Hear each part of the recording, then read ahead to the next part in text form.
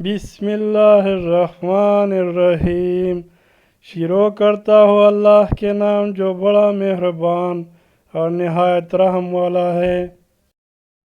حضرت ابو ہریرہ رضی اللہ عنہ سے روایت ہے کہ رسول اللہ صلی اللہ علیہ وسلم نے فرمایا 7 تباہ کن گناہوں سے بچو۔ پوچھا گیا اے اللہ کے رسول وہ کون سے ہیں؟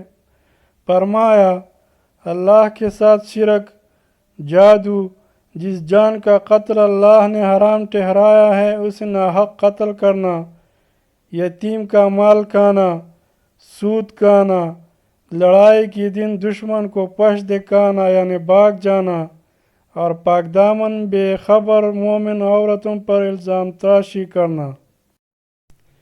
خالد بن حارث نے کہا ہم سے شعبہ نے حدیث بیان کی۔ انہوں نے کہا ہمیں عبداللہ بن ابی بکر نے حضرت انس رضی اللہ عنہ سے، اور انہوں نے نبی علیہ السلام سے کبیرہ گناہوں کے بارے میں خبر دی۔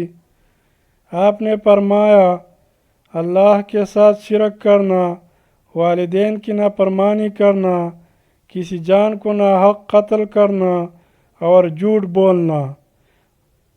اللہ تعالی ہمیں ان احادیث پر عمل کرنے کی توفیق عطا فرمائے، آمین۔ مزید احادیث سننے اور دیکھنے کے لیے ویڈیو کو ثواب کی نیت سے لائک کرے اور چینل کو سبسکرائب کرے تاکہ ہر نئے حدیث کا نوٹیفیکیشن آپ تک سب سے پہلے پہنچ سکے۔